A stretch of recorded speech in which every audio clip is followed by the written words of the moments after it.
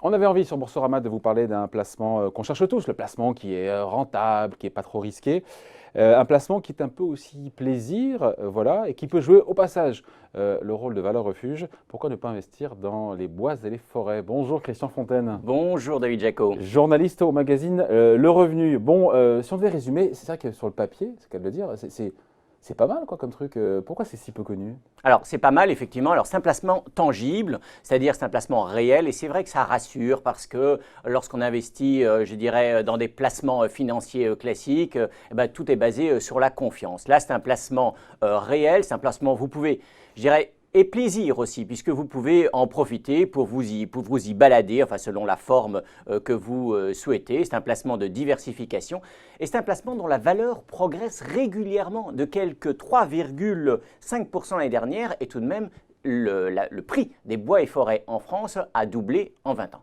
Alors, contrairement à la bourse, on fait parler avec la bourse, que la bourse, là, moins 15 une année, plus 10 l'autre. Là, on a cette régularité quasiment de métronome, quoi, voilà, 3% par an qui donne x2 sur 20 ans. x2 sur 20 ans, c'est exactement ça. Alors, la question que les gens se posent souvent, c'est oui, mais c'est un placement pour les plus fortunés. Oui. Alors, c'est vrai qu'il y a un avantage fiscal, puisque vous savez, très important ça. Pour les épargnants aisés, il n'y a que un quart de la valeur des bois et forêts qui rentre dans la base taxable à l'IFI et un quart également pour les droits de succession. Oui, mais ça peut aussi intéresser l'épargnant lambda. Donc, c'est un placement pour les chéris.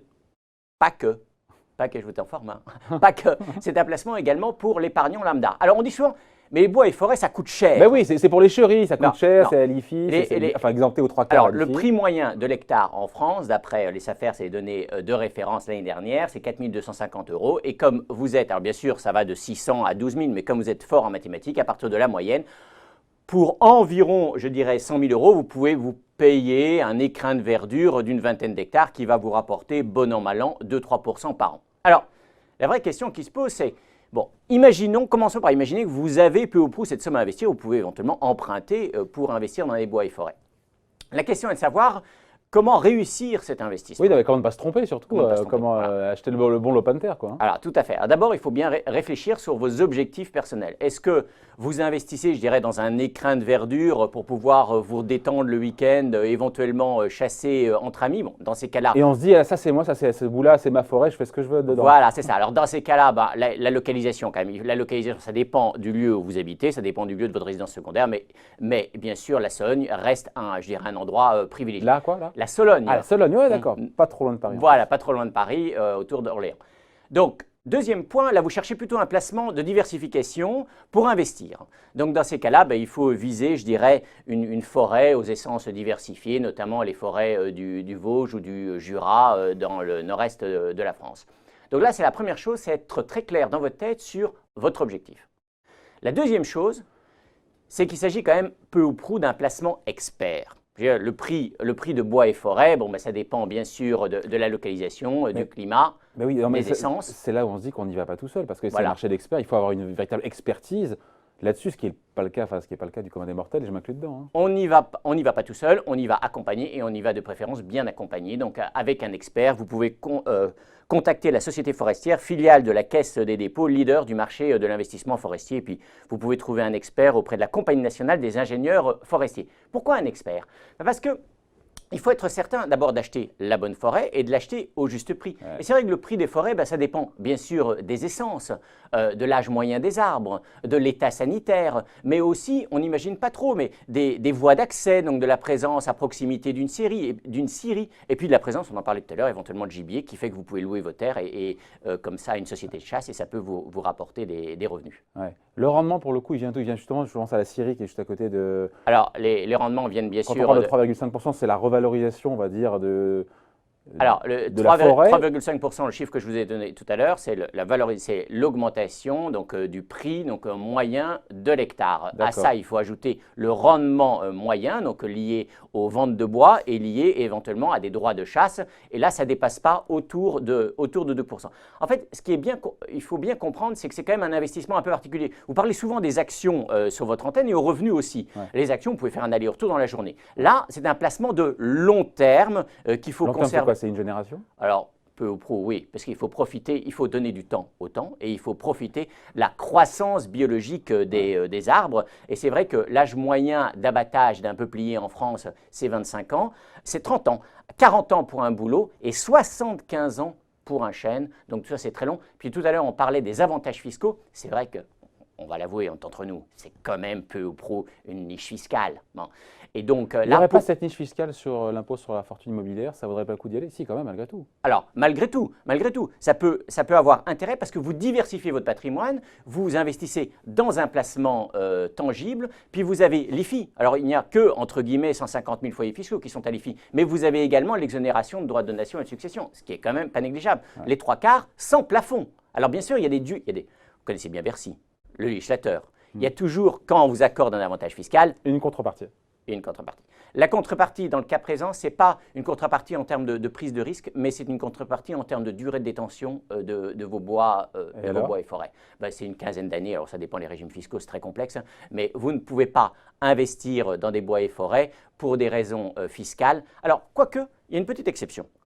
Parce que vous pouvez vous intéresser au placement, mais ne pas vouloir investir en direct, parce qu'après tout, il faut avoir des compétences de gestion, etc. Donc, si vous pouvez passer par l'intermédiaire d'un produit intermédiaire qu'on appelle un groupement foncier forestier, donc, dont l'objectif est de rassembler différents associés qui vont acheter des terres. Et on aura des parts. Et dans ces cas-là, il y a même une petite carotte fiscale à l'entrée en fonction du montant de vos versements, égale à 18% de vos versements. Alors évidemment, il y a des plafonds, mais en gros, pour un célibataire, ça permet quand même de réduire ses impôts de 1 026 €. Impôt sur le revenu, pour le coup. Impôt sur le revenu, ouais. 1 026 € et 2 052 €. Alors attention, hein, tous les produits de défiscalisation, prudence, les warnings s'allument partout. Ouais.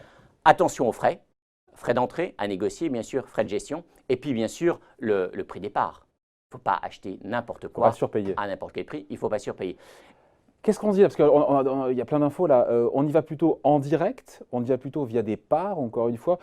Ce chiffre de 3 millions de propriétaires privés qui se partagent les forêts françaises, ça veut dire quoi? Plus de 3 millions de Français. Donc ce n'est pas un placement d'initié quand il y a 3 millions de Français qui déjà sont propriétaires de forêts. Non, mais ça peut aller, je dirais, du gros investisseur qui achète 50 hectares d'un coup au petit propriétaire d'un petit bois. Donc je dirais le panorama est très large.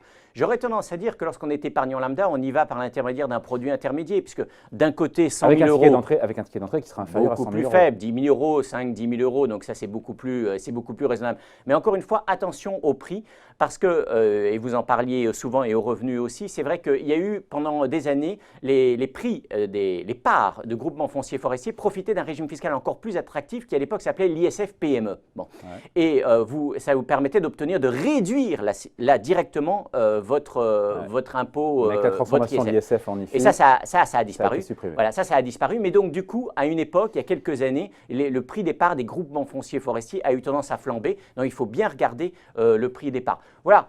Donc, c'est un investissement. Donc, qui est concerné? Si on dit le profil type, parce que si on résume, ticket d'entrée qui, ma foi, est assez abordable, 100 000 € pour avoir sa propre forêt en direct, c'est jouable, ou quelques milliers d'euros si on passe par un fonds, finalement, si on mutualise. Des prix qui progressent régulièrement quand même, x2 sur 20 ans, c'est quand même assez correct. Lié de la régularité dans le rendement, un régime fiscal qui est potentiellement quand même attractif sur les droits de succession et sur l'impôt sur la fortune immobilière. Dit comme ça, c'est un peu la martingale, non? Alors, ce n'est pas la martingale, je dirais qu'il y a 3 profils d'épargnants type qui le défaut, donc il y a des défauts quand même. Alors, qui pourrait, bien sûr, alors les défauts, c'est le rendement qui est quand même relativement, c'est un rendement pérenne, c'est un rendement durable, mais autour de 2% par an, ce n'est pas quand même énorme. C'est un placement relativement peu liquide. Aller revendre un bois et forêt, ça ne prend pas 8 jours. Vous avez, c'est ça. Voilà, ça c'est quand même très important. Le point noir, il est là. Ensuite, il y a ce risque d'être collé avec sa forêt? Il y a le risque, si vous avez, je dirais, une forêt avec des essences qui ne sont pas forcément recherchées au moment idoine, oui, il y a des risques. En tout cas, il y a des risques que vous ne puissiez pas forcément donc, la revendre dans des bonnes conditions à tout moment. Donc, effectivement, c'est un placement pour le long terme. Donc, pour les amoureux de la nature, pour l'épargnant, je dirais, lambda, par l'intermédiaire de groupements fonciers forestiers. Et là, pour le coup, la revente est plus facile, il y a des parts qu'une forêt en direct. La revente peut être un peu plus facile, mais attention tout de même, il faut quand même trouver… C'est un point noir, pardon, Christian, c'est un point noir ça. Il y a 2 points noirs, le problème de la liquidité et le problème des frais. Voilà, pour les produits intermédiaires, vous savez tout. Voilà. Donc, c'est vrai que historiquement, la forêt était utilisée comme un super outil de défiscalisation pour des fortunes, je dirais, relativement conséquentes, mais c'est vrai qu'aujourd'hui, il y a des produits intermédiaires. Et puis, vous savez, les forêts surfent sur la vague des placements tangibles. Pourquoi est-ce que le prix de l'immobilier n'arrête pas de monter? Pourquoi est-ce que le prix des terres progresse? Pourquoi est-ce que le prix des voitures de collection, le prix des vignes aussi ne cesse de progresser?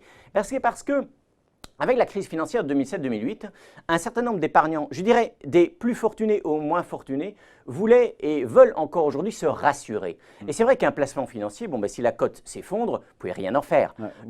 Vous regardez votre écran et vous regardez le cours boursier. Voilà, bois et forêt, c'est un peu comme un appartement. Au pire des cas, vous avez toujours le terrain, vous pouvez toujours en profiter. Si c'est constructible ou si ça le devient, pourquoi pas.